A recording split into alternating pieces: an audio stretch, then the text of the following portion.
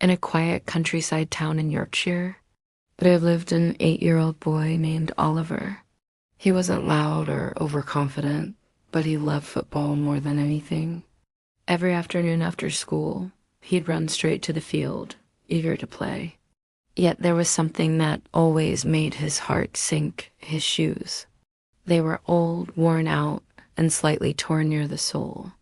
While the other boys wore shiny branded studs with pride, Oliver would quietly tuck his feet into the grass, hoping no one noticed.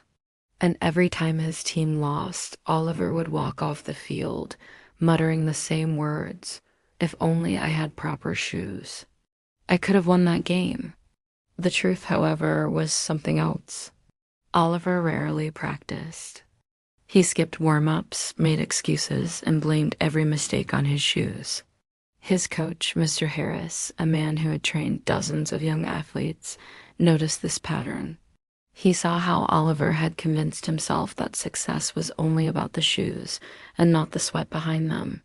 One evening, Mr. Harris came up with a plan, not to punish Oliver, but to teach him a lesson that would stay for life. The next day, Oliver was walking home alone along the same peaceful trail lined with tall trees. But this time, something unusual caught his eye. Beneath a large oak tree lay a stunning pair of football shoes. They sparkled in the afternoon light, brand new, untouched. He looked around, no one in sight.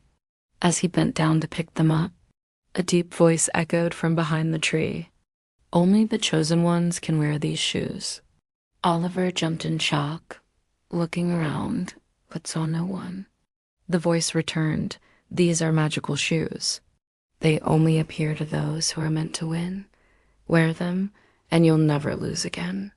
His heart thudded with excitement. Could this really be the moment he'd been waiting for? Without hesitation, he put the shoes on. They fit perfectly. He smiled to himself, already imagining the goals, the cheers, the glory. The next morning, Oliver walked into school with new confidence. He didn't study for his test, after all. The shoes would take care of that. He failed. On the football field, he stood still, expecting the ball to follow his feet and score on its own. Instead, it hit him in the face. Laughter followed. Embarrassed and angry, Oliver returned to the oak tree that evening, now fuming. "You lied," he shouted. "You said I'd win. These shoes are useless." Just then, the same voice spoke again, gentler this time. "Magic doesn't work without effort.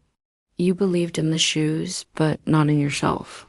The magic begins only when you begin. Try, just for 1 month. Work hard, practice, study. Give your best, then come back." Oliver stood still.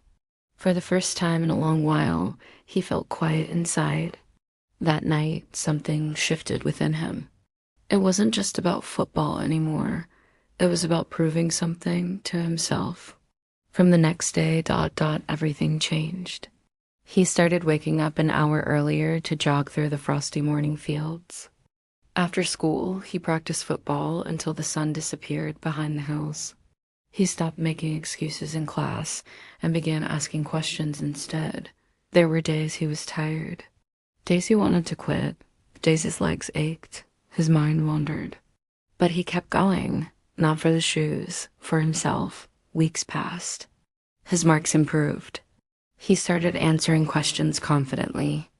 On the football field, he no longer waited for the ball to come to him. He ran toward it, fearless, focused. And then, one day during a school-level tournament, Oliver scored not 1, but 3 goals. The entire team lifted him on their shoulders. His eyes sparkled, but it wasn't the shoes he looked at. It was his journey. That evening, as the sun dipped low, he walked back to the same oak tree. He stood there quietly. The shoes were still on his feet, but he no longer believed they held the magic. He whispered into the air, "I understand now. The magic was never in the shoes." From behind the tree, Mr. Harris stepped out slowly. Oliver looked at him in surprise, but he wasn't shocked. A part of him had already guessed it. "Thank you, sir," he said softly, smiling, "for making me believe in myself." We spend so much of our lives looking outside for magic and expensive things and shortcuts and excuses. But real magic doesn't come from what you wear or what you own. It comes from what you do, especially when no one's watching. The world may give you tools, but effort is what turns them into weapons. And the moment you stop blaming and start becoming, that's when the transformation begins. So if you're waiting for a miracle, start, because the miracle you're hoping for is already inside you. It just needs a little practice.